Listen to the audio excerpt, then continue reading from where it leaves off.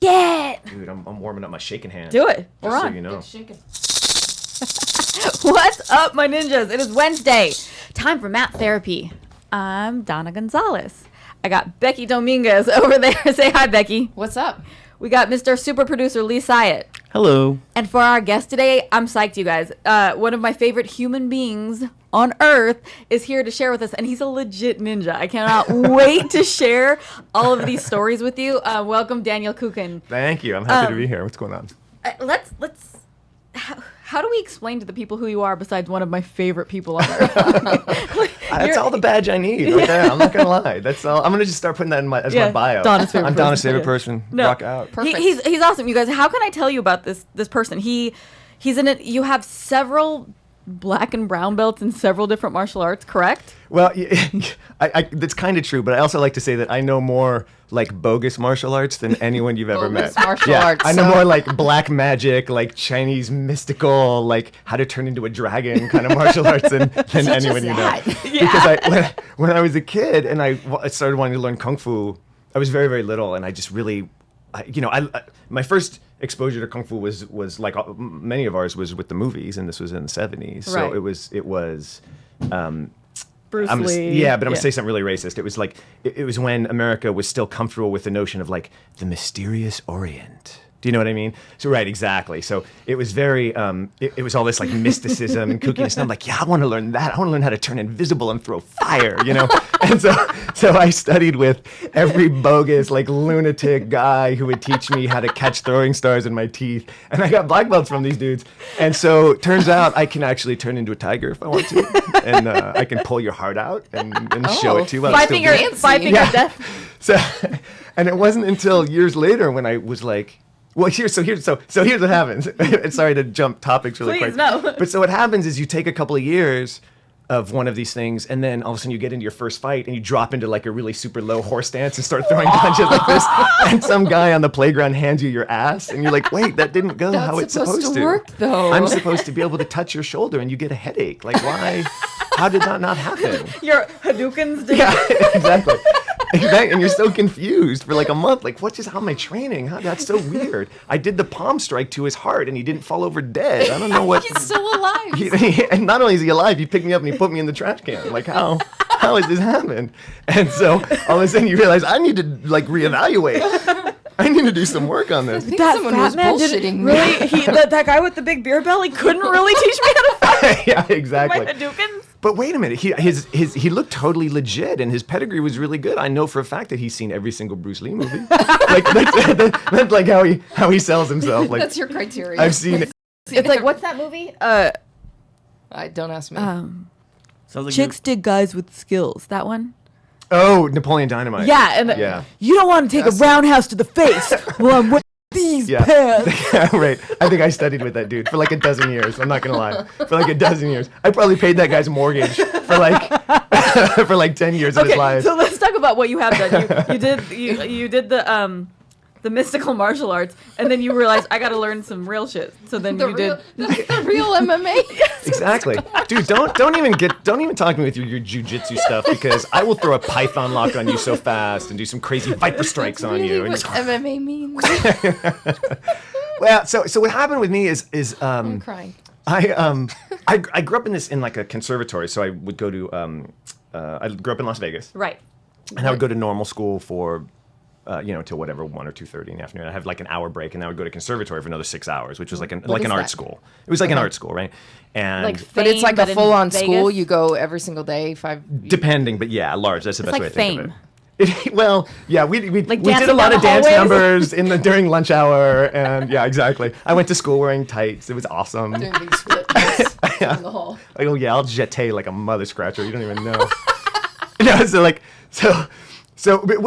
I started when I was 7. So when you're 7, you're doing things like creative play or imaginary environments. But it's all to set you up as an artist. Sure. So it's a whole different criteria of education, which I thought was really awesome and found really valuable. Sure. And most people would go into conservatory for like 2 years. They'd start at 11 and they'd drop out at 13 because it was intense, or you'd get kicked out, or people would start at 16 and leave by 18. I went from the time I was 7 to the time I was 18, which is when you graduate. Damn. So I had this whole like second education, right? And so you start off doing imaginary stuff and how to build characters. And then by the time you're 10 or 11 and 12, you're doing, architecture and set design, and you're doing sound design. And then by the time you're 13 and 14, you're studying postmodern Grotowskianism and dramaturgy. And by the time you're 18, you're really immersed in the whole artistic world. Wow. And so when I was, and they're kind of different tracks. Like some people really went into like the dance track. Some people really went into like the singing track. I was in for so long, I kind of did a little bit of everything. And so I was a ballet dancer for a long time and a dancer for a long time. And which I had a teacher who said, you should study some martial arts. And, really? Which I was super into anyway. And I was young. I started probably 8 or 9. And so then I kind of took that, and you learn swordplay, and you learn mime. Like I studied mime for like 5 years, and that's no lie. Like I will mime the crap out of miming. How much miming can you do in 5 years? You don't even know. I will like do a fake wall, like you don't even know. Yeah, exactly. I spent like 9 years of my childhood in an invisible ass box. I'm still in therapy about it. Yeah, like. So okay, you guys, he has a book where he talks about fighting all over the world. So here's my question: this is all very respectable, and you are an artiste, right? Sure, you are a respectable kid that went to conservatory. How the hell did you start really fighting and like fighting on the streets in Thailand? That's where how does that happen? You kind of go to Thailand and some guy tries to kick Some your guy ass. punches you. It's this thing that happens. Yeah, but how do you go from the ballet to like Muay Thai? It's a little known rule that you have to say it that way. Otherwise, no one thinks you're legit. You're You also say an the artiste. ballet. Yeah. Here's the honest truth of it. The honest truth of it is that I was, I competed in stuff when I was in high school. But then so you get out of conservatory, and I had this crazy education, but I grew up in suburban Las Vegas, and I recognized pretty clearly that I just wasn't a very interesting person. And I don't mean that as a fishing for compliments. I just mean like I grew up in like nothing suburbia and was just fiercely overeducated and was super, super boring. Okay. You know what I mean? I didn't have a whole lot of life experiences. I just wasn't an interesting kid. But you could mime. But I could mime the crap out of an invisible box. All right. Do you know what I mean? Like, and I realized I just didn't have a whole lot, and I kind of knew this about myself. I knew I didn't have a whole lot going on. So I moved immediately right out of school to New York City and kind of made the deal with myself that I really wanted to, experience some life and do some stuff. Do you know what I mean? Oh, sorry, am I backing off a Speak little into bit? the mic. So I went immediately to New York City, and then from there I traveled all over. I was in productions that traveled, or I toured with different shows, and I just went all over. And so the short answer to that question is I made a concerted effort to like live some life. Okay. You know what I mean? Like coming out of high school and being this super boring guy, and recognizing it and going, I don't want to be a super boring guy. I want to be a guy who, at the end of my life, is a guy who has dined with royalty and a guy who has performed for presidents. I want to be a guy who has gotten beaten up in a dark alley in Thailand. And you know what I mean? I want to have some things to look back on. That's interesting. And so I set out to do that. Okay. Yeah. So then how did you find yourself? So the beginning of your book, Full Contact, is a series of 10 stories. Yeah. Well, 10 chapters. 10 chapters that are loosely based on your experiences fighting all over the world, correct? So here's what my lawyer says. So yeah, it's 10 chapters, and each chapter is a fight, but each chapter is packed with lots of stories. Can I talk about that for a second? Please. So here's the thing, and I think you guys will recognize this because you're both fighters. Yes. One of the things that ish, right? So are we all. We're all fighters-ish. Depends on who you talk to. Right? If you talk to that guy who beat my ass the other day, not so much. Yeah. But I think that two things. I think in the world of pugilism, in boxing and more recently in MMA, I think there's this great unspoken oral tradition of great stories. Mm-hmm. Do you know what I mean? Yes. Like there are all these great stories that you never hear or see. They don't make it on TV. They don't get into the books, but they are told among fighters, like in the locker room afterwards. Sure. Or do you know what I mean? Yeah. And I have a theory that like a lot of guys start fighting because they like telling stories. You know what I mean? Like a lot of the dudes I know, you'd like to be able to they're like, say, dude, yeah. And and it always happens, and it's always after a match or after a training session, and you're talking to like Vlad, and he's like, one time I remember in Russia I fought bear, and you're like, oh, you fought Gary the bear? Well, now there's YouTube. And he's like, no, I fight bear. I fight a big brown bear. Bear kick my ass too. I make 300 ruble. And you're like, what? What did you just say? Like, you fought a bear? And he's like, yeah, I fought a bear. And there are these incredible stories. Sure. And or the one guy I remember telling me was like, I remember in Indonesia, I got my ass kicked by 3 women who were witch doctors. And you're like, what? What did you just say? And so there are all these incredible stories that never get told. Okay. And then, you know what I mean? And so part of my desire when I wrote Full Contact was I wanted to get some of those things down on paper. Mm-hmm. And it's safe. The majority of the stuff is stuff that either happened to me that is actually word for word true, or the things that I was there for. I've combined lots of characters into single names. You know what I mean? And so it's all sort of fictionalized, but everything in there has sort of loosely. Yeah, everything in there has sort of happened, or and there's again, and some of it is just our stories that I just wanted to catch. Our sort of locker room stories or training, dojo stories that I wanted to make sure got written down at some point, because otherwise those things get lost to history. Yeah. How did you meet your what even kind of art is the little Chinese guy? The yeah, Chan, my last and probably greatest Sifu. You guys don't use the word Sifu. I think that's a Chinese. It is Chinese, yeah. Thing. And jiu-jitsu is based in Japanese jiu-jitsu and then Brazilian. So I think people have adopted master. A lot of people call jiu-jitsu teachers professor, which I find kind of strange.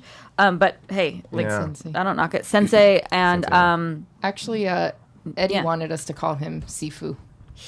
I don't think he was serious. I don't think he was either. Think he was but that was his chosen title, if you will. Yeah. Well, most of my training was in Chinese martial arts. And I was like, seafood? What? Right?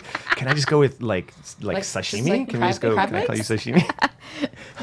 Well, Sifu means father, and Sigong is grandfather, and so the my last and greatest Sifu was a guy named Chantai-san, Sifu Chantai-san, and he was like 1,000 years old when I met him back in the 90s. And he died about 10 years ago, tragically. And he was a National Living Treasure of China. He was a fascinating That's guy. a real thing. Like, I thought you were being sarcastic. No, it's a real thing. Yeah, National Living Treasure. And he was not a dude that you like wanted to hang out and have a cocktail with. You know what I mean? He was a very tough, very interesting, but kind of mean. Like, the only words I ever heard him use in English with any regularity were the words no, wrong, and his favorite, which was idiot. He liked that word because he liked saying it. It was hard for his Chinese mouth to say idiot. He liked saying that. So, but he was this very tough guy, and I met him literally in a couple of different ways. But we sort of met him like in a convenience store. Like the Chinese fight community in New York was relatively tight, and everybody sort of knew everybody. Sure. And I met him. Are these like all the guys that are into Wu-Tang? Is that a thing? I don't. Well, Wu-Tang became a thing after I had left. Okay. So I don't. Yeah, this was before. This was early '90s. Because they were all obsessed with kung fu. Like they were totally. Yeah. Okay. Yeah. Not me. But Chan, he was that guy. He lied about his age when he was, I think, like 12 or 13 to join the Chinese army and fought in the cultural They didn't notice he was a kid? They didn't care. They were just conscript anybody at that point. You know what I mean? And he. What year would this have been? Like World War I, World War II? How old was this guy? World War I. And you don't even really know because he would, they lie and he would lie. And, there are records right now in China that show people that are 200 years old because some of the records, outside of the cities are not really well kept. Okay. And even my Chinese, as bad as it is, as limited as it is, I learned from Chan, and he was a hick, so it'd be like learning English from a hillbilly. So when I speak Chinese, y'all, everybody's like, I sound like a Cajun hillbilly in Chinese. You know what I mean? Yeah, it's the equivalent of y'all, and so whenever I try to use my Chinese like in a standard class, all the Chinese guys look at me. Sketty? Yeah, you guys want some sketty? Right. And okay, so you're in a convenience store. I met him, and I tell the story in my book. I met him at a place called Dr. Tan, and Dr. Tan was this guy. And in my book, I use a different name for him, but he was this guy where he was down in Chinatown, and when you got injured, you would go see Dr. Tan, and he lived in this. It's like behind a convenience store, like in Chinatown. Right. And you'd go in, and he didn't speak any English, and he didn't need it. Well, he used to look at you. Yeah, you would do one of two things when you went inside Dr. Tan. He'd look at you and your face, your guilt. You would walk in and you just point at something and go, ow. and then and you'd be like, hey, right? And he would go like, and he'd kind of lie you down and he'd do some kind of magic hocus pocus. Did he take insurance or? Yeah, exactly. Yeah, he was in your network. Blue Cross guy. Yeah, Blue Cross. He's in network. And your super bill. He only ever did the same thing to all of us, which is he would get this big, like, nasty syringe that I'm sure he reused on everybody. Oh. And he would pump you full of this crazy milky green goot. Oh my And God. he would shoot it into your elbow or into your knee or whatever. and you'd limp home and It's green cry tea for and like milk. 48 hours, and it would fix you. So that was and I met Chan at Dr. Tan's place, and then he started a school which actually he was a grandmaster of a system called Lama Pai. Lama like Lama like the Dalai Lama. Yeah, Dai in Chinese means big or the biggest, so Dalai Lama would be the big monk, right? Oh, I didn't know that. Lama means monk. And so did not know that the either. Lama Pai monk system it's a monk system of martial arts. So it's a wonderful, wonderful system, and sort of mean and lovely and And lovely. So and I talk about him a lot in my book. will you tell the story of him in the subway? Oh goodness, yeah. If this doesn't make you want to read the book, I don't know what Okay, will. so sure, we'll say that this may or may not have happened. Allegedly. This allegedly happened. So we get a call one night from I don't remember which precinct it was, but it was the one in Chinatown. Who's we? Like you and another training partner? No, roommate? me and one of the other teachers who Okay. spoke better Chinese than me. Okay. And Chan.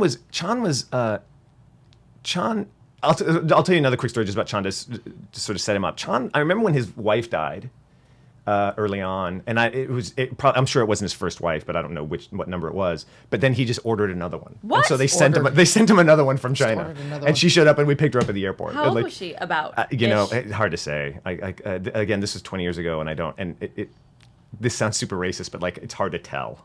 Do you know what I mean? No, that's true. Asian women, you're like, are you 40 or are you 20? Hard. Yeah, exactly. It's Hard to say. And Same she thing. I had a aged really doctor well. who was this beautiful, beautiful black woman. Everybody's like, well, how old is she? And I'm like, she's either 35 or 50. I have no idea. No idea. No. Yeah. She's just Yeah. gorgeous.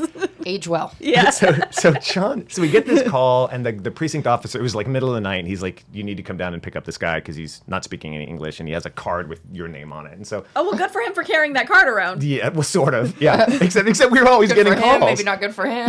Exactly.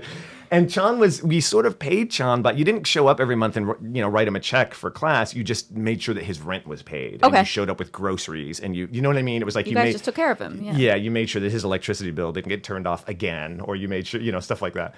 And so we get a call, and because he's being held, and so me and one of the other, a guy named Steven, who's a wonderful, wonderful fighter, a really tough guy and a really smart guy, went down to pick him up.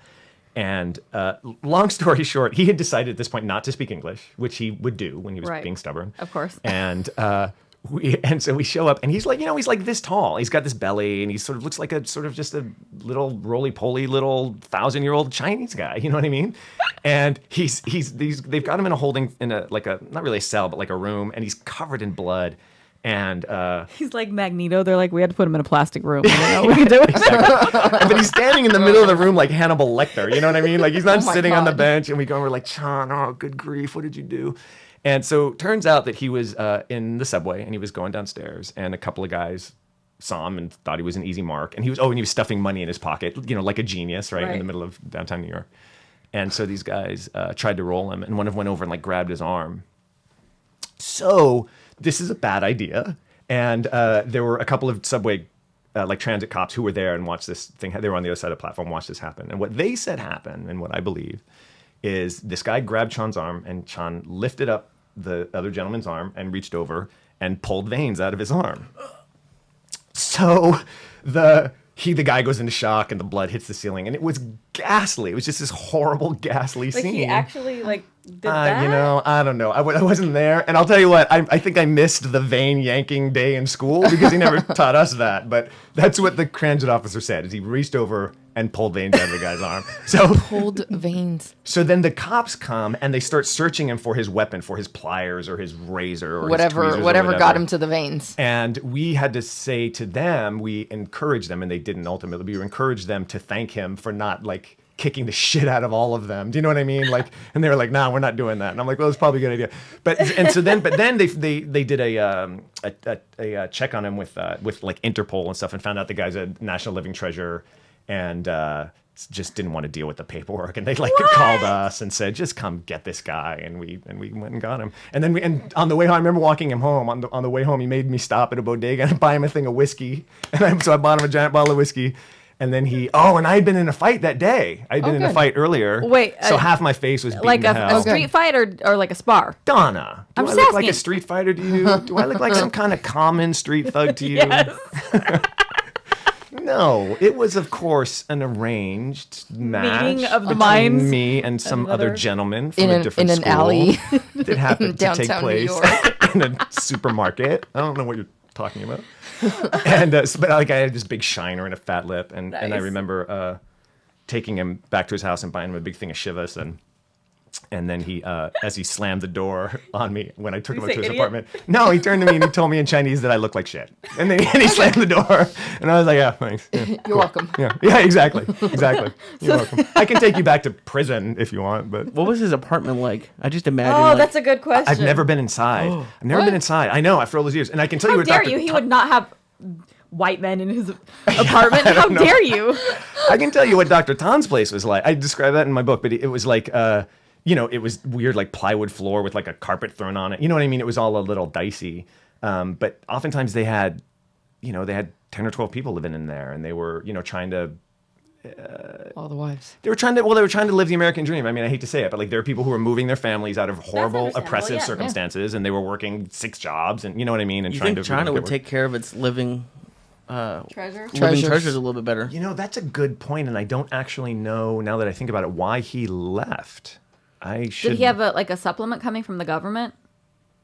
And like a money supplement? I don't think so. I don't think so. His money, we never really knew. Do you know what I mean? Like we He's never. probably like a millionaire. He probably is. He's probably loaded. He probably owns like 3 buildings in New York, and he's like, I'm just gonna go Right, live. right. He just likes having Live white with people 12 pay other for his people. bills. Right. We, That's the American. These white devils pay for my electricity. I don't care.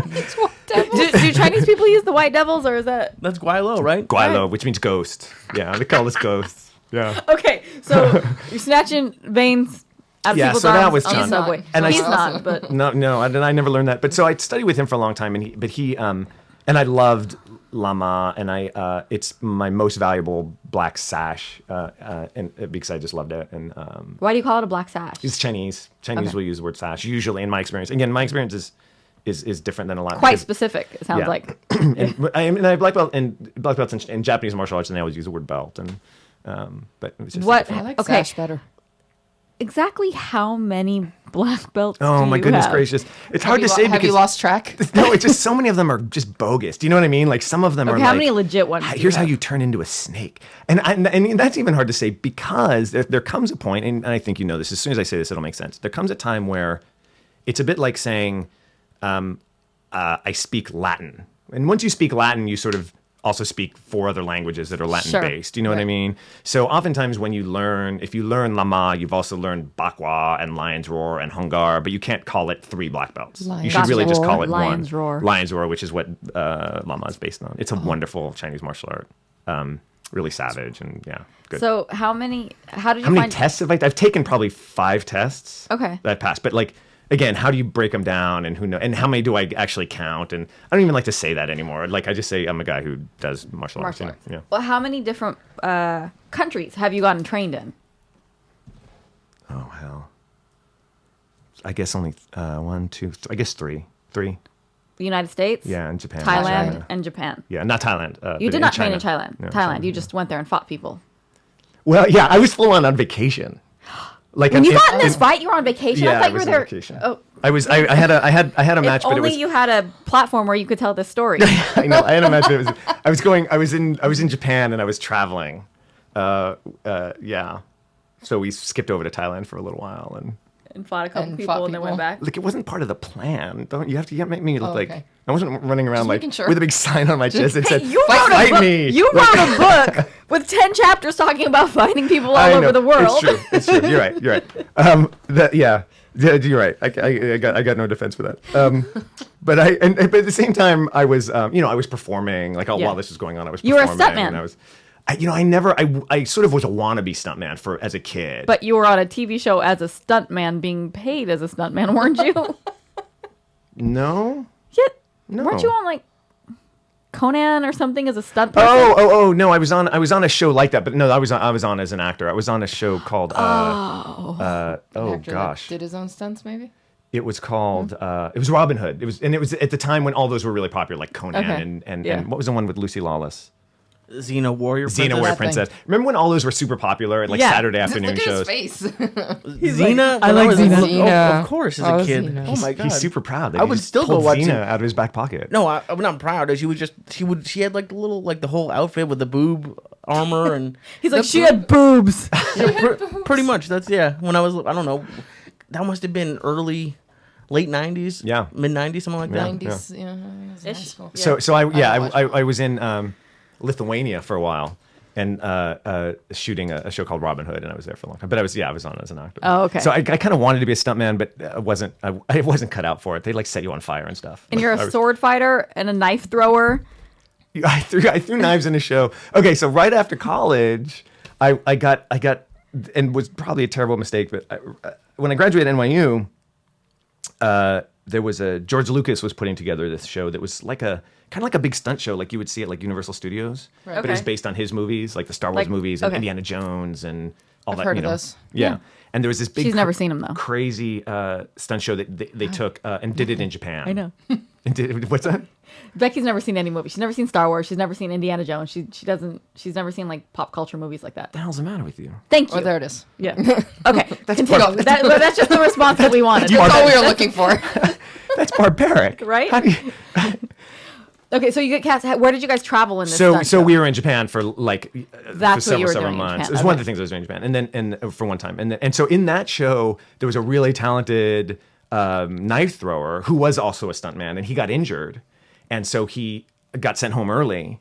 And they were like, anybody else Anybody know else know how how to throw knives? Seriously, Anyone? that's not even a You know lie. how to throw knives? Daniel, That's you know how to exactly. mime. Close enough. Can you mime throwing some knives? I was like, sure. Like, no. So I'm not even kidding. They were like, does anyone know how to throw knives? And I'm like, yeah. Okay, I can what throw the knives. fuck is it with people and sharp objects? We had a guy on here who's on like all the Got Talents. Alex Magala taught himself how to swallow swords in his kitchen in Moldova. Dude, I saw with a cat. shish kebab stick or some shit. What the fuck is it with people and sharp objects? I They're don't like, know, I could man. do that. Yeah. I could stick it down my throat. I could throw it at someone's Okay, so you were just an like, apple on someone's head. I could throw a knife. Yeah, and so I literally stepped in for that guy that night and started throwing knives at like That a chick on the night? that night. Yeah, and they were big ones. They were like 14 inches. These huge knives. Were Single you throwing rotation. them at a person? Well, yeah. Otherwise, what's the point? I mean, I can throw them at a tree. That's not exciting. But like so, but they were ginormous. Was it They were like an these apple on huge- someone's head? And Kind of like sort of. And then Did you at least take a couple practice shots? I did, yeah. But you'd throw these things; they were so huge that you would stand away from the target, and it would. You'll get this, but it was like you would throw it, and it would rotate only one time in air because they were yeah, so big. It was just 'cause like whoosh, whoosh. It was like throwing an axe. It was just these huge things, and they'd stick into the thing. So if you were off a little bit, it would just bounce out. You know, good. and yeah, it was good. All right, so there's that. But I was like, yeah, I'll do that. I'll throw something. Yeah, what can happen? Put that girl on the target. You know, strap her up there. Let's do this. Let's go. Why are we still talking about this? Can, Let's just do can it. everybody do this? So Not normal? but that was that's one of those things that you think back on when you were 24 and you're like, I don't believe I did that. Right. Like, what kind of courage did I have, or insanity? Like, I don't believe I did that. This is what I'm like. Yeah, I did that. Anybody want to throw a knife? That was stupid. Yeah, that was probably a poor choice. And it's also one of those moments in your life that could have really gone south. Right. And the rest of your life would have been very different. Luckily, it didn't. You have good stories to tell. How long did you travel with the that George show? Lucas show? Yeah. The George Lucas show was about 6 months, a little bit more than 6 months, and it was really fun. It sounds like fun. Yeah, like tigers and horses and kookiness, and yeah, it was really, really, really fun. That sounds like it. Where did you guys travel? Well, it was all in Japan, so we went to the big cities. We went to like I think we started in Yokohama, and then we went to Osaka and Nagoya, and then Tokyo. And by the time I left, like I studied while I was there, and I studied Bushido, like swordplay, and some different Chinese martial arts while I was there. And by the time I left, like my Japanese was really solid, and now it's bad. But I would imagine that's something you have to practice yeah. quite often. Although, so here's a funny story. Can I tell you a funny story? Wait, yeah. So That's what we're here for. So I was doing a show. Because then I came back and my career sort of went into like reality TV, which I know we haven't talked about, but so I started doing reality TV and doing makeover shows and stuff. And so I was on a show once where we were, it was like a fast makeover, like a 4-day makeover. And at the end of the 4 days, I was exhausted. He was on Oh, I was on Extreme Home Makeover. Extreme Home Makeover. But this wasn't that one. This was a show I did after that called something else called Sell This House. Sell This House Extreme. Okay. And we'd go in and we'd Extreme. Full on extreme. Sell This House Extreme. Yeah. They called it Sell This House Subtle for a while, but that didn't work out. sell. It was- It was weird. I don't know why they didn't take off. Sell This House in moderation. It didn't work out. It's so weird. The marketing people didn't like it. It didn't roll off the tongue. That's all it was. So we it was the end of the build. It was like day 4, which means you're exhausted and you're like you can hardly see straight. And we were looking for these we were tiling a fireplace and we were looking for the bullnose tiles, which are the ones that are rounded. They couldn't put it on a corner, they're rounded on one edge, right? And we couldn't find them. We were all looking around like crazy. And the tile guys were all Latino and spoke Spanish. And we're all like going crazy looking for these bullnose tiles because we needed them. And so I see these guys come in at one point and he's got this big box of tile. And I turn to him and I ask him in Spanish, like I say to him, "Soreo nakame wa nan desu ka?" And he turns and looks at me like this. Wait, did you just say that in Japanese? And I'm like, "Dude, soreo nakame wa nan desu ka?" And he turns and looks at me and the cameras are rolling and everyone's looking at me like I'm an idiot. And I'm like, "Dude, what is the problem with the..." Oh, right. ¿Qué tienes en la caja? And he goes, "Oh, bullnose." And I'm like, "Oh, great." I was like, what kind of Spanish is that? I'm I talking don't to this understand poor, anything you I'm talking to this said. poor Is that Latino guy Filipino Spanish? in Japanese, and he's looking at me like I'm a psycho. I'm looking at him like he's a psycho. He's looking at me like I'm an don't idiot. you understand what I'm saying? What the hell's the matter with Okay, you? I'm like, it was I bad. thought I knew Spanish, but Okay. I don't understand Yeah, I anything know. you just said. When Hey, I said that's that Daniel's one of my favorite human beings, he is because he has the best stories on earth, and 90% of them we cannot talk about on this show. But as you can see, the ones that we can't talk about are really awesome. How the hell did you go from George Lucas's stunt show to you want to be on America right, Extreme right. Home Extreme Home Makeover? I know, it's funny, right? Wait, did Conservatory teach you how to build shit? Because Yeah. now you're a furniture Well, builder. there was know, carpentry in there, right? Yeah, it's funny because you're exactly right. Is in Conservatory it was art and it was theater and art, right? And so a lot of guys or a lot of people went right into like the technical aspects of it, right? And just wanted to do design and building and electrical, and I like that stuff as well. So, and when you're in it hardcore, by the time you're literally 9 or 10, you're working with power tools and you're doing drawings and you're building stuff. I mean, it was pretty Here, serious. kid, hold this saw. Yeah, exactly. And Don't cut a finger off. And you had to, So I had learned design and I learned how to build. And so when I first moved to LA, I started work with a buddy of mine who went to Conservatory with me and had a custom furniture store out here. Okay. And so I started designing, and this was in '99. And I started designing much more hardcore and sort of pulling out that part of my pedigree to sort of work as a designer and as a builder. And I had always been building and stuff, but So then you are Extreme Home Makeover. so then I was at Sell the This House store. Extreme. And then I became a partner at the store. And so yet now he has this fancy fucking pants furniture store on La Brea. yeah, it was a store called Mortis and Tenon, and we've been there for 16 years now, and more than that. I've only been there 16 years. They were there a couple years before. Okay. And where I became a partner. And it's funny because I was at Mortis and Tenon and we build custom stuff for people.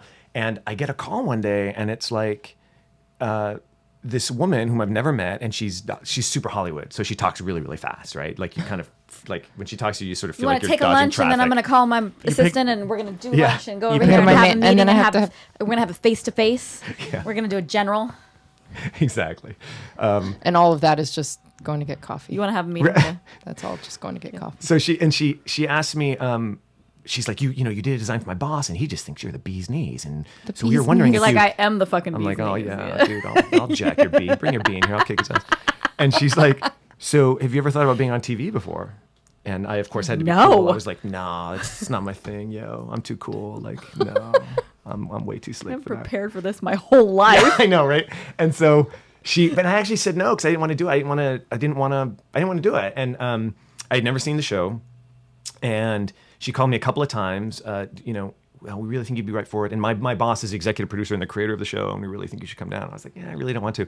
And then I told a buddy of mine named JD, who you guys all know, but you don't know, he's a host, and you see him in everything. He's Okay. super talented, and he's super smart and witty, and he's on everything. And we went to NYU together, and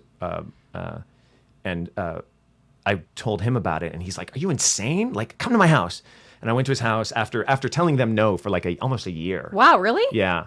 And I went to my buddy JD's house, and he's like, come here, I want to show you this cool new thing I have. And he had taped an episode of Extreme Makeover. He's like, watch this. I have this cool new thing. It's called a TiVo. And I was like, dude, what is that? That's awesome. And he had TiVo'd this episode of Extreme Makeover. Right. And Like, we watched it. Forward.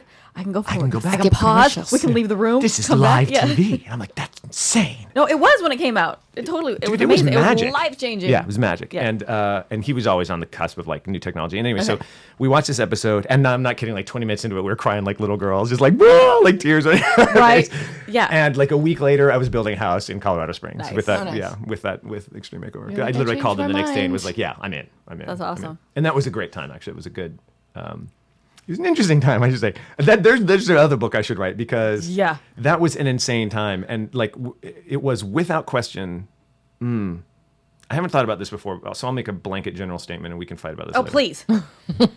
This is true. This is true. Without question, working in television, which I've done for the past 15 years, I have met the greatest, most giving and awesome people. Right alongside, I have met the most despicable, ghastly, nefarious motherfuckers. And, Sounds right. And you'll be on a show, and those two people will be working hand in hand. You know what I mean? For sure. The really great people and the really horrible, ghastly people. Well, that's because you were talent. If you weren't talent, you'd meet mostly the ghastly people. Like, You're probably right. I worked in post production for a few years. That was when I first moved out here. I had a job because I interned, and my first actual job interview was with Extreme Makeover, right up here, right? Yeah, really? Offices were right up in North Hollywood. Yeah. Did you ever edit any of his shows? No, I didn't get the job. I didn't get that was Bastards. No, it was it would have been a cool gig. It was like my first actual because I was an assistant editor, but that I was essentially a PA. So the job I interviewed for was this guy would edit on set like some of the if like the house was gonna explode or something, but then it was also like a camera assistant, but I would have gotten to travel around the country with them. That's so awesome. I was really excited about it, but it ended up I didn't get it, but it was do you still work in reality TV? I do some, yeah. I'm kind of aging out a little bit, but yeah. So what has your experience been like? Has been mostly positive is what you were saying with the half nice people, half terrible people, or because I got out of it after 3 years. Yeah. Well, here's the thing. I walked away from a lot of shows or refused a lot of shows that I thought were cruel or were manipulative in a negative way. Do you know what I mean? I never wanted to do that kind of show.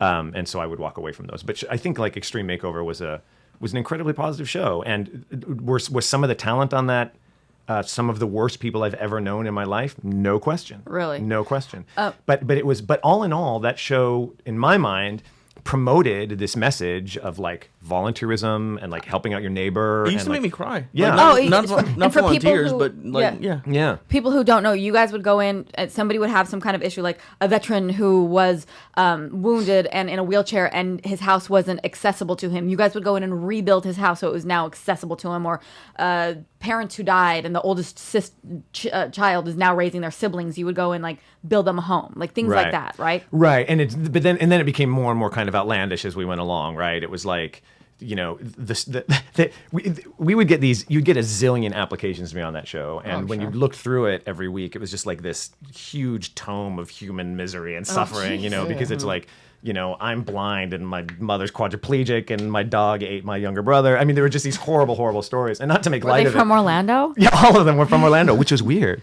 Poor Orlando. Right now. But the you know, not to make light of it, but like No, it was, I'm sorry, I didn't. No. Yeah.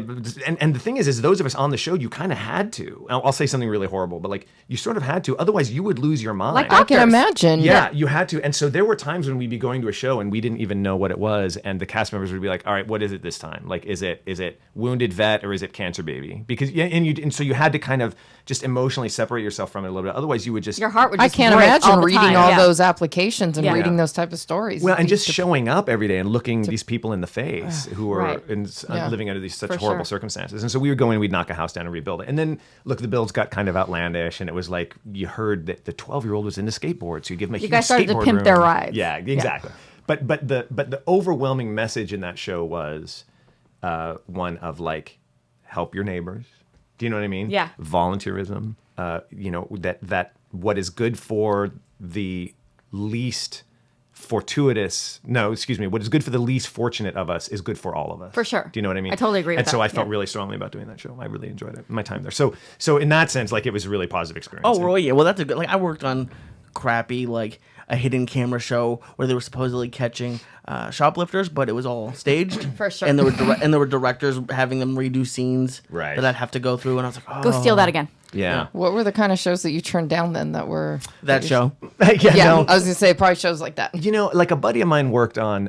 Was it called? I imagine it's like some sort of like Bachelor type shows or some dating ridiculous. Well, do you remember Bad Girl? The Bad Girl, was it called Bad Girl Club or Bad Girls something or Bad? I think so. That Yeah, the sounds Bad Girls familiar. Club. Yeah.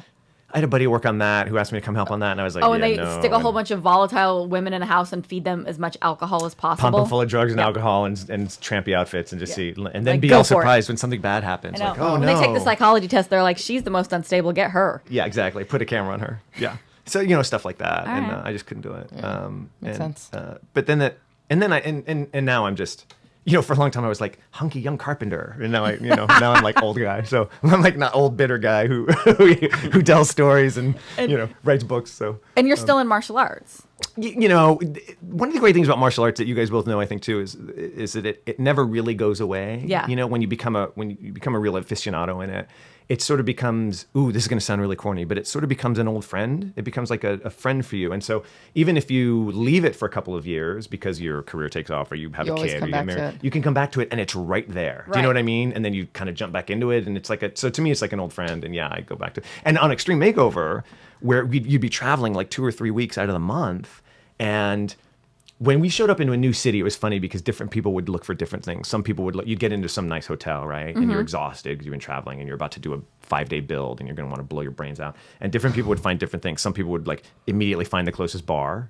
There was one girl who found the closest mall. These are the places where they found comfort. Yeah, yeah. And I would always go find the closest fight gym. Really? And you know what I mean? And some Yeah. people found the closest sushi restaurant, or one guy was That really into makes sense. tennis and he would find a tennis court. And so because that became your outlet, Yeah.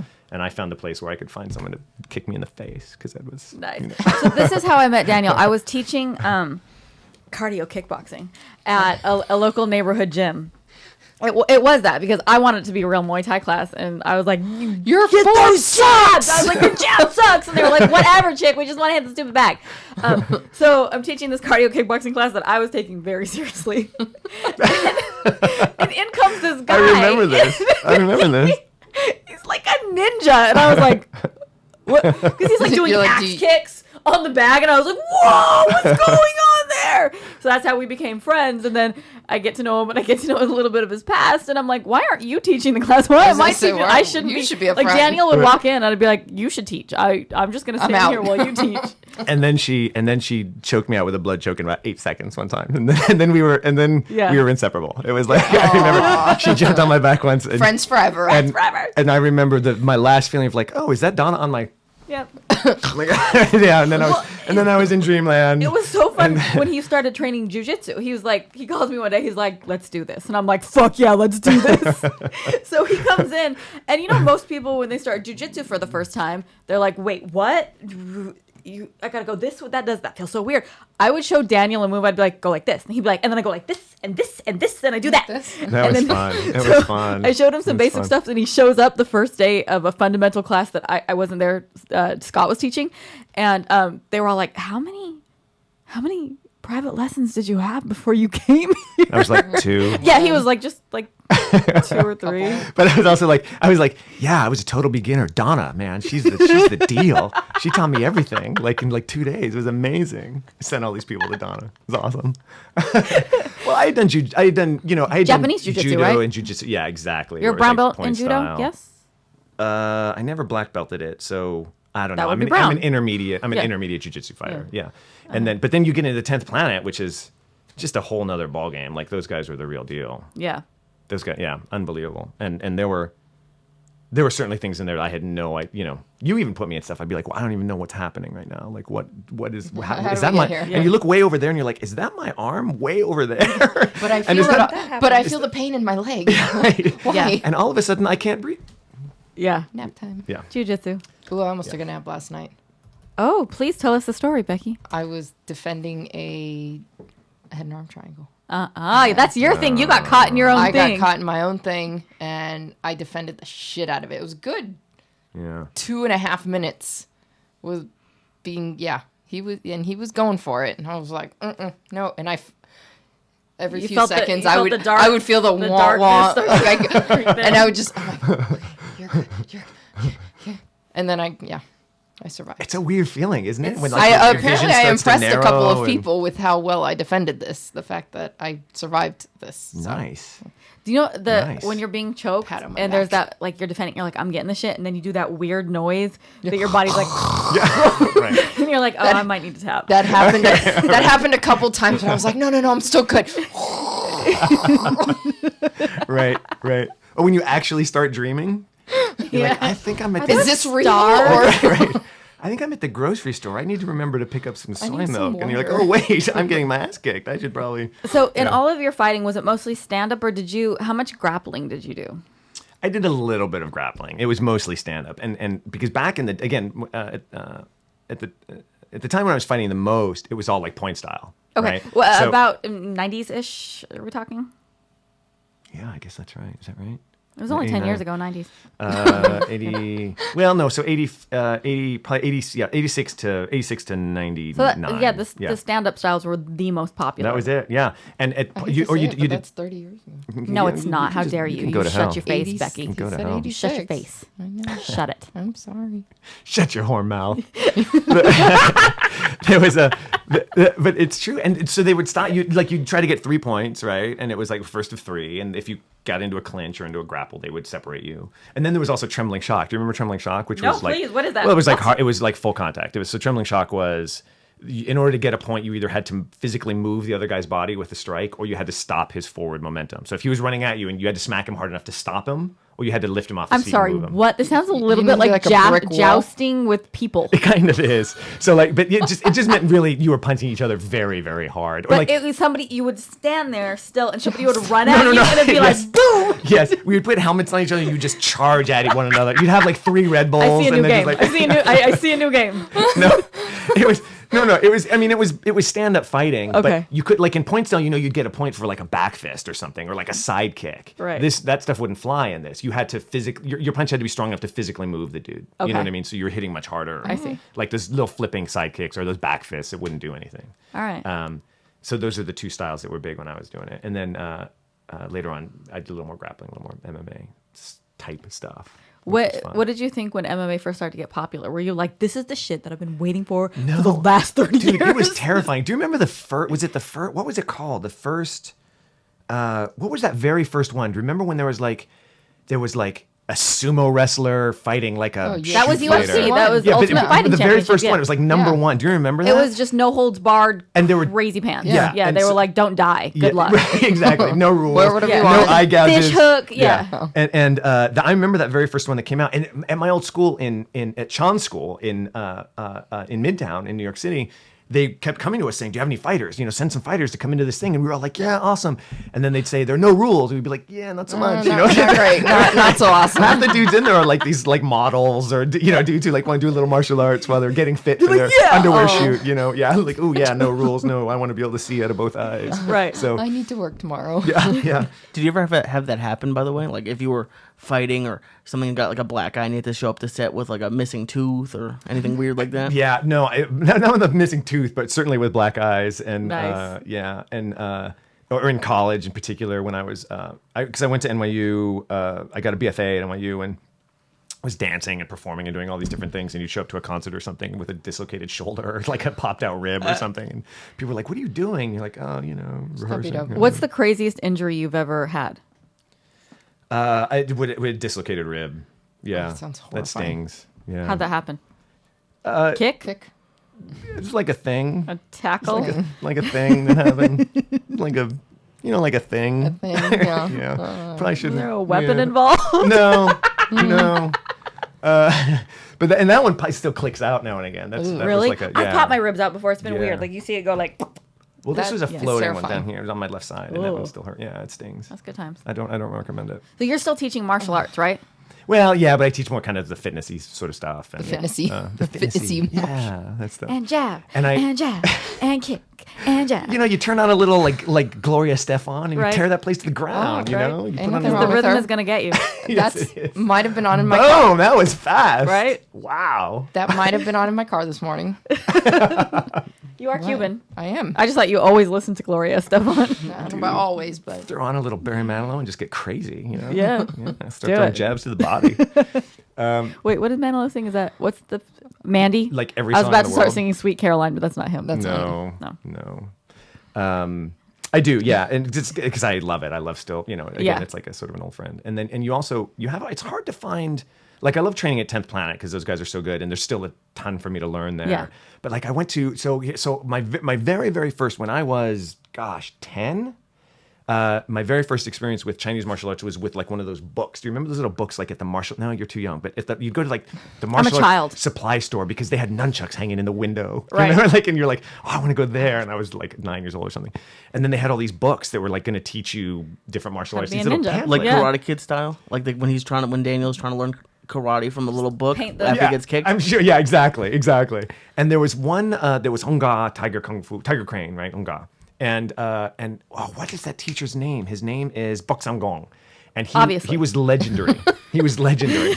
And I remember reading his book when I was like 8 Okay. or 9. And then when I moved to New York, or excuse me, in Los Angeles in 99, I drove past the studio and was like, Bok Samgong, like Onga, and he's teaching right there. And I was so fired up. was Like I was him? so excited. And it was him. And he's like a zillion years old. And I went in and it was so disappointing. Because I went in and I was like, I wanted him to be able to turn into an eagle. And, Right. he just, it wasn't. he didn't. He was just didn't a try to little Well, he was a eagle. zillion years old, and he was. least. And I'm not to talk bad about another martial artist. He's still a very, very skilled guy and very smart guy, but But he didn't he turn was a into guy an running a eagle. business, is what he was, and he couldn't turn into an eagle. I was disappointed. right. Yeah. Have you ever done Krav Maga?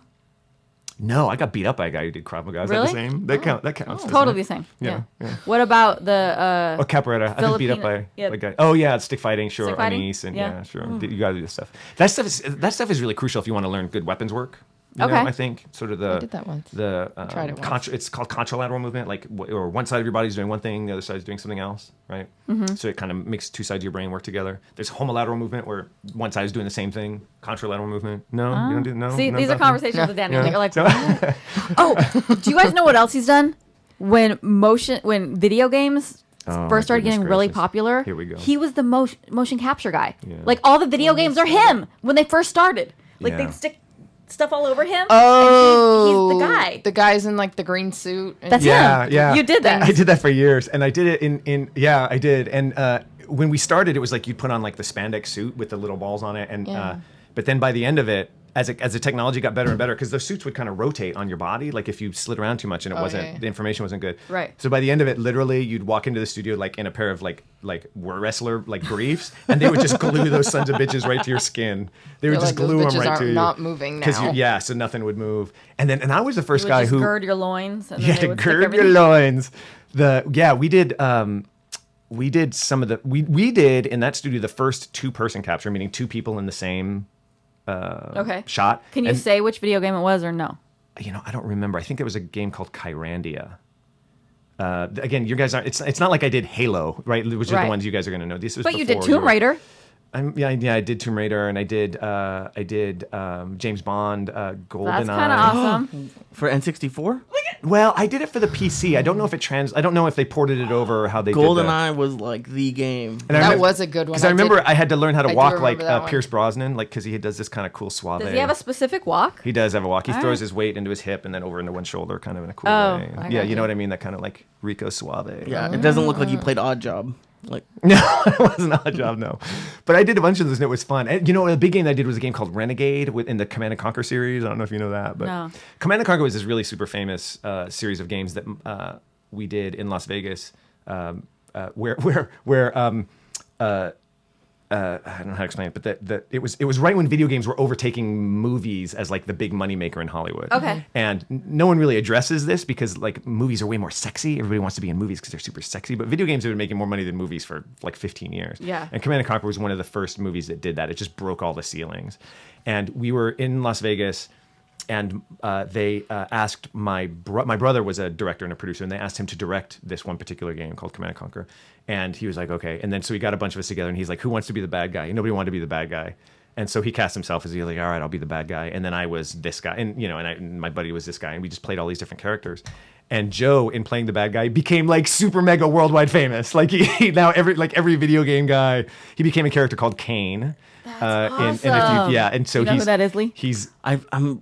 I think so, but where else has Kane been in? Because it's all Command and Conquer. I mean, it's a little before your time, but Okay. but it was for some reason it sounds familiar. Yeah, and you'd know him if you saw him. If you Google him, you'll see him. And he's he was always he was on the cover of magazines, and we'd go to the airport together. And when someone would come over to us, we'd always make bets about like, are they coming over to talk to you, or are they coming over to talk to me? And if it was like a little like 12-year-old Asian guy, they were coming to talk to Joe. If it was like a middle American housewife, she was coming to talk to me. Like that was pretty much how we rolled. I loved your episode. I love that new house. But yeah, he became like super rich and famous because he was like, all right, I'll be the bad guy. That's awesome. Yeah, it was funny. So. Accidentally famous. Accidentally. Yeah. But it was fun. Poor it was guy. Fun. Do you want me to? Yeah, so I was just about to set that up. So we want people to read Full Contact. Maybe not a full chapter, but give us a little taste. Also, because then you get to hear it in Daniel's voice, which makes it so much better. So Full Contact is I think we started talking about this, it's a series of 10 chapters, and each chapter is a fight, but in each one he sort of waxes poetical sometimes and talks about other he does fights. This fictional narrator that I've narrator created. that has nothing to do with you. And this may or may not have happened in Bangkok, and it may or may not have happened in 1994. And so basically, everything you're about to hear may or may not have happened. It may or may not have happened. She'll start at this allegedly once upon a time. Yeah, exactly. May or may not have. And this is Full Contact Chapter 1. Please.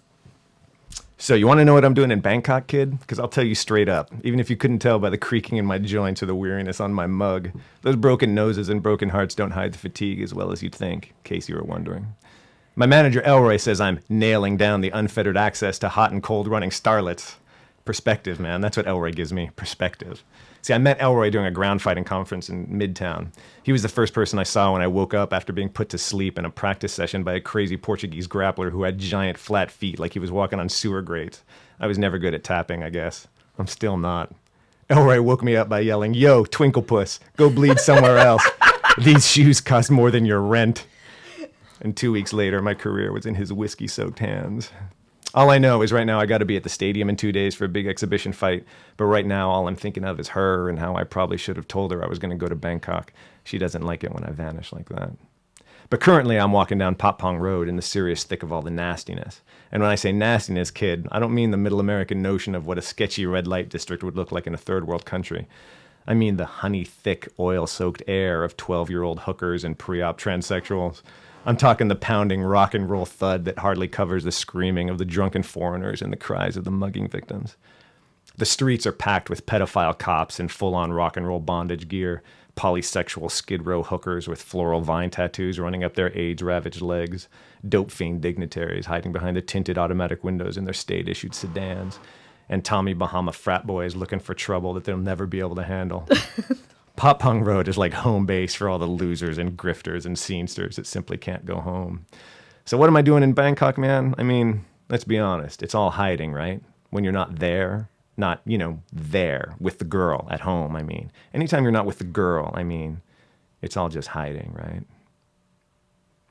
That's so good! Wow.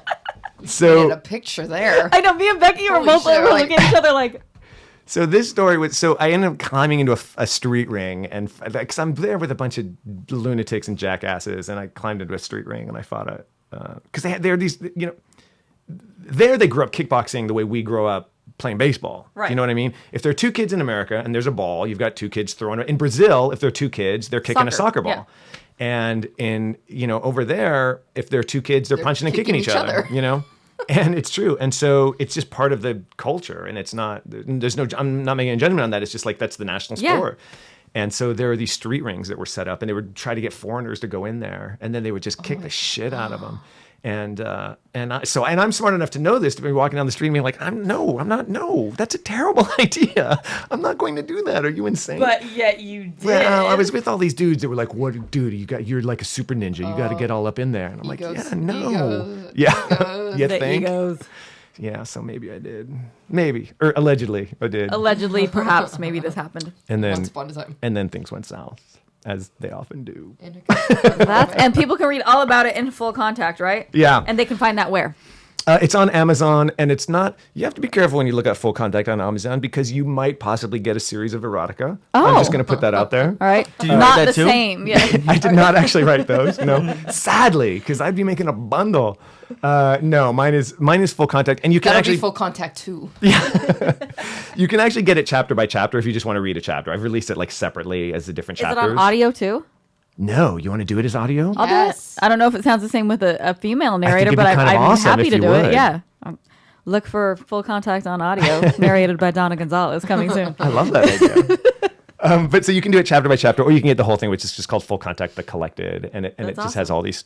Yeah, it's And the photos are cool. Like you've done, he takes photos and then they Photoshop them and make them look all cool and interesting. yeah. and fun. The covers are all me or people that I fought with or that I know, and that and so it's really fun. It was a fun set of stories to do, and again, it was really important to like get these awesome stories down. Do you know what I mean? So that some What do you want to happen to Full Contact? Like, what did you just want to put it out there and like whatever happens, or are you trying to start I don't know, a story base? Like, Well, would writing you is want just- other fighters to contact you? I would love that. I would love it if people, that's a great idea. I would love it if people would write these things down and if there was some kind of document, you know what I mean? That if there's some sort of documentation of this world that we live in that many people in sort of the white bread world don't know. Yeah. Do you know what I mean? There is this whole sort of subculture of fighting.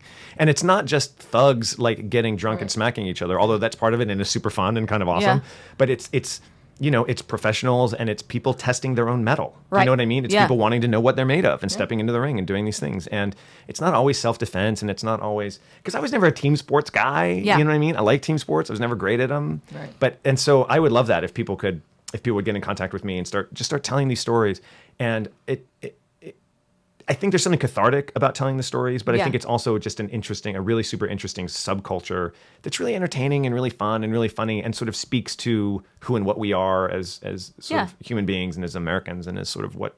Well, it's definitely we're a different breed of people. We were talking about before we went on air that we're trying to figure out. I remember Kendall, who was on a couple weeks ago, he said, veteran who has the Road Warriors Foundation. And I was like, we should do a challenge. We should get people to, bring awareness. And I'm like, maybe we get everybody to kick each other. And, and then it occurred to me that like things that sound completely reasonable to us in our subculture, people would be like, what?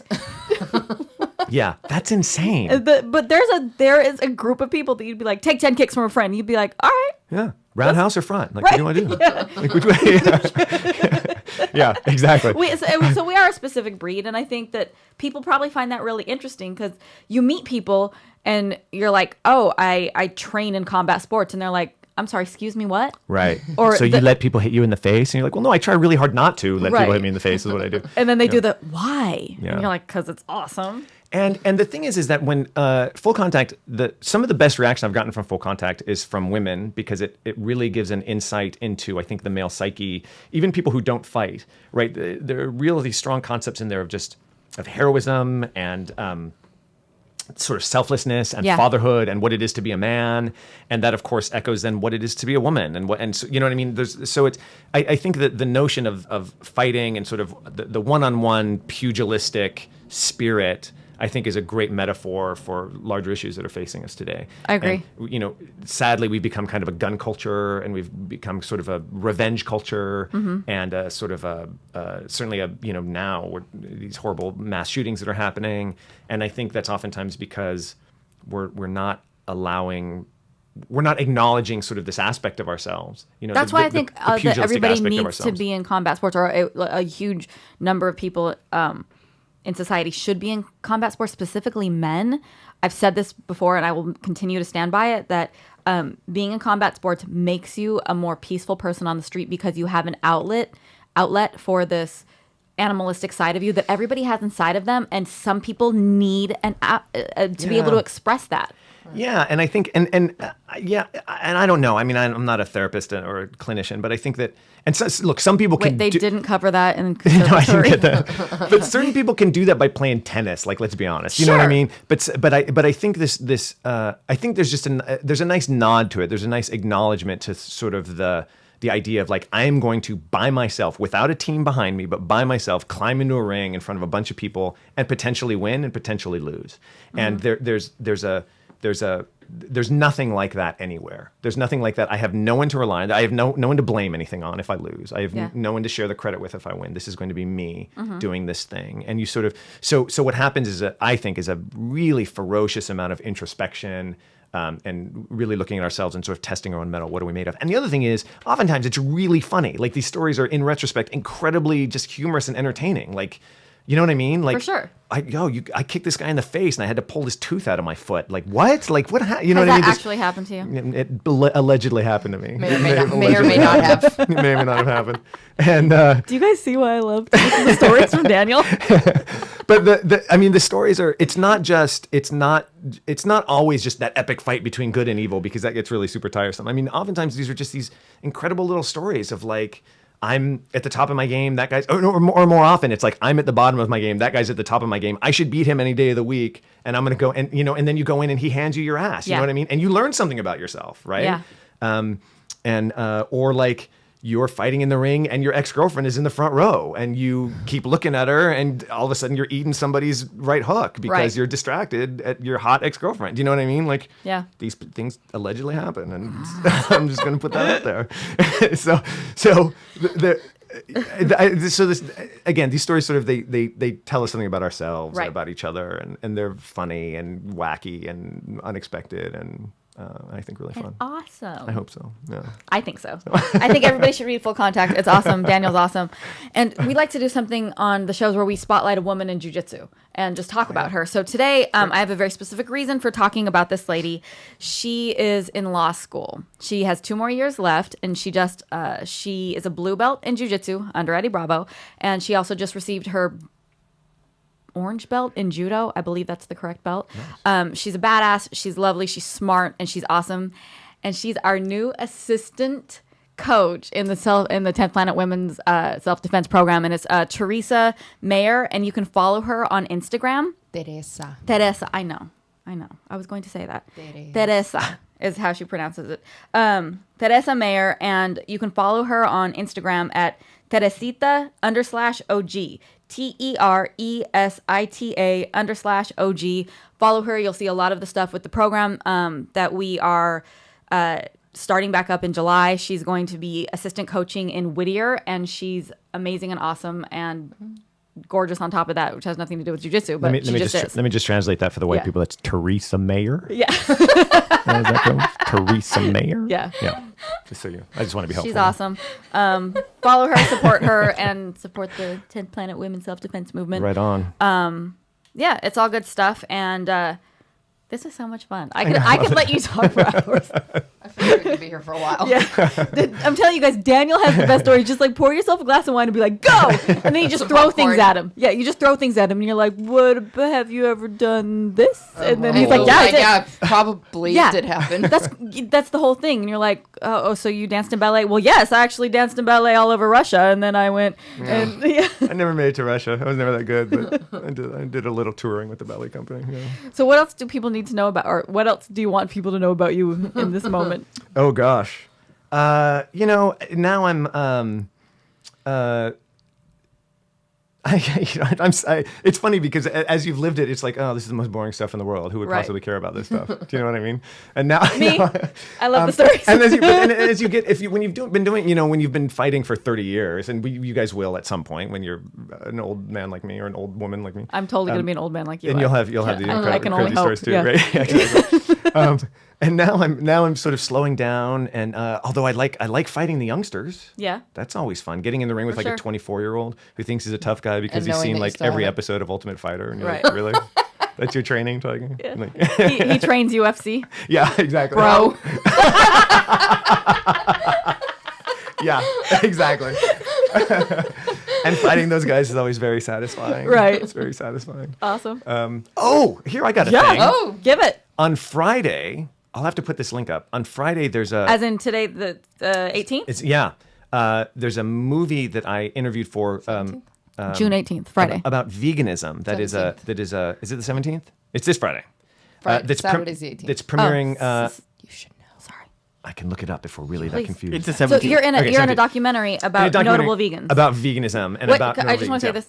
Super not you are the he never mentions that he's a vegan. I just want to point that out. You know how people are like vegans can't wait to tell you they're vegan? Daniel never talks about it. He's only talking about it now because he's in a documentary. Well, and this movie's really interesting, and there's some there are some great athletes in it, and Russell Simmons is in it, and it's just talking to different people about their experience with it, and it's a very funny, interesting, entertaining film. Yeah. About sort of just the everydayness of it. People look at us like we're space aliens, and we're super not. We're just people.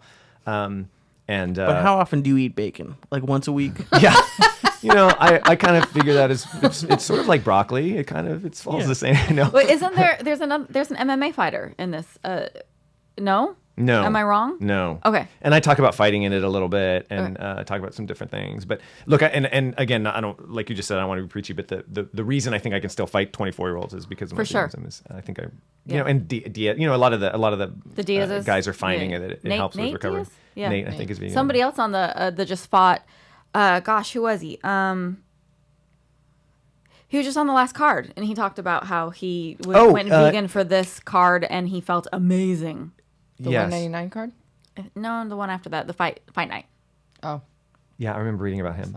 And it's anyway, but that movie is coming out this Friday. It premieres this Friday in Hollywood. I'll throw up the link on my page, and I'll send it to you guys. Also, you're very near and dear to my heart. You're very active in doggy rescue. I am. Anything you want to throw out there about that? Yeah. No, I guess I've always had a special place in my heart for sort of the underdogs. You know what I mean? The victims and the sort of put upon, and the ones that don't always get necessarily the attention. And so I have a soft spot for the homeless pups, and so we rescue a lot. He's of got a homeless lot pups. of them. Yeah.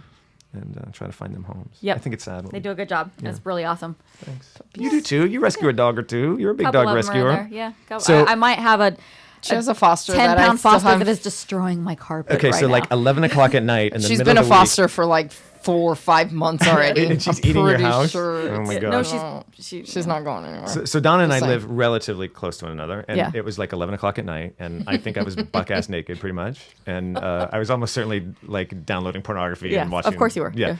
And you do every night, right? You was. Well, I think you overestimate me.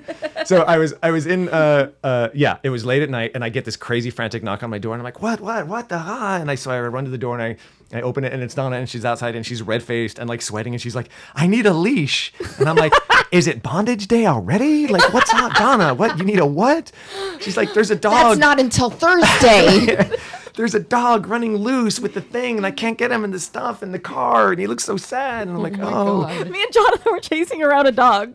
Right. Trying to get it. And so she decided to stop at my house for the leash. So I if you chase them, they run, right? Well, we weren't like chasing him. We were like trying to give it food and like get she it to was come chasing him, near like us. firing a starter pistol and screaming at the top of her lungs. Get over here! Dicks at it. Smashing coconuts together. It was madness. It was madness. Yeah, so I'm like, we're close to Daniel's house. Hold on. So we run over there. We're like, give us a leash. And Jonathan's like trying to corner the dog. Right.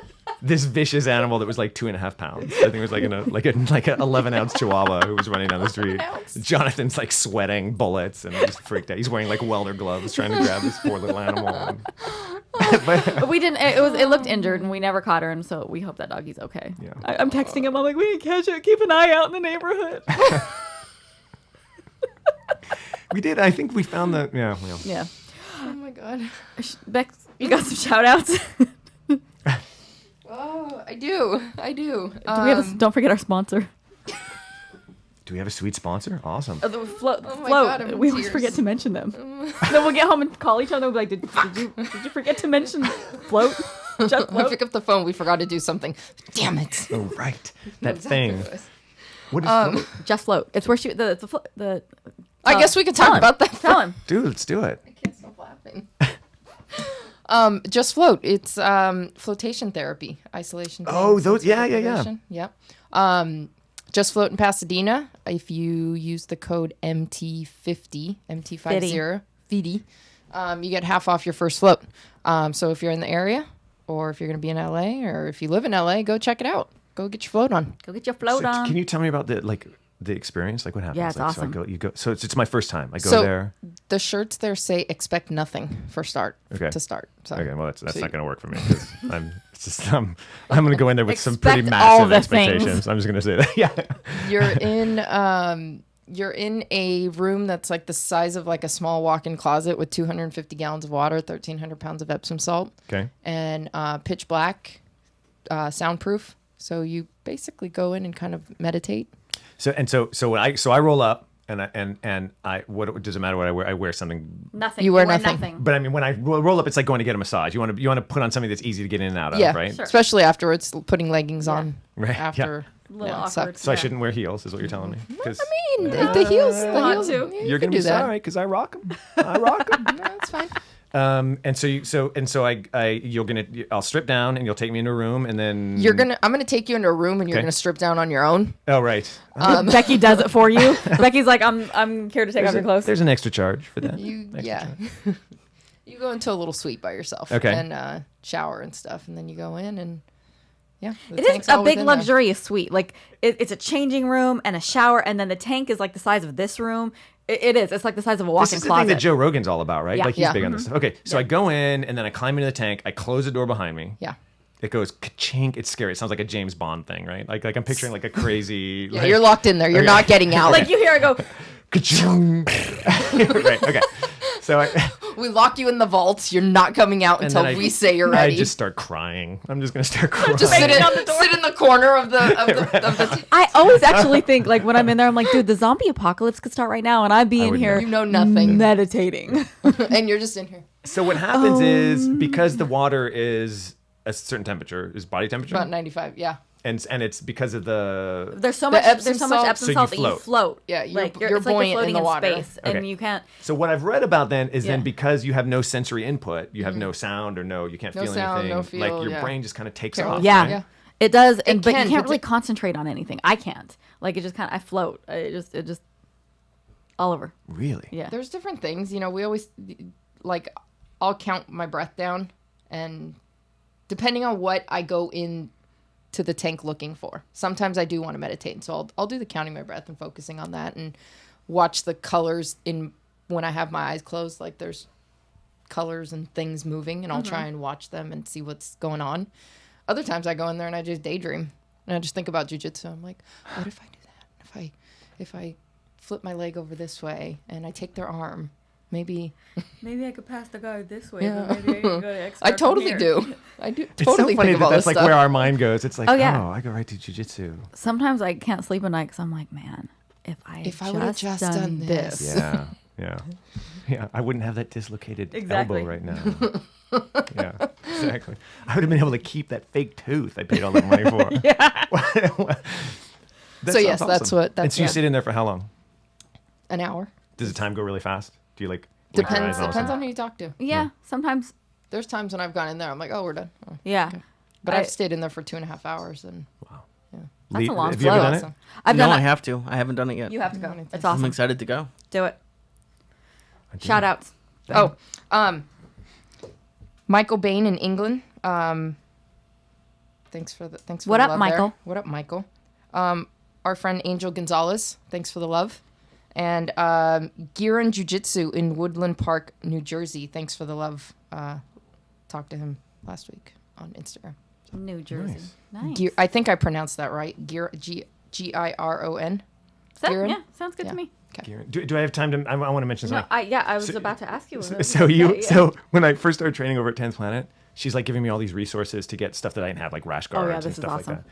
Yeah. So she hooks me up with the website. Is it BJJHQ? I think it's bjjdeals.com. What's the website? BJJ. I think it's HQ. HQ. Yeah, BJJHQ. And Oh, they yeah, just sell HQ. one thing. They just sell one thing a day. They have one Yeah. rolling deal a day. Right. So I'm like, oh, okay. So I go there. Sometimes they have the 15 or 20-minute ones. Oh yeah, it rolls all day. Yeah. Those are Okay. nice. This was a terrible, terrible idea I get a text from him one day. He's like, "Fuck you for telling me about this website."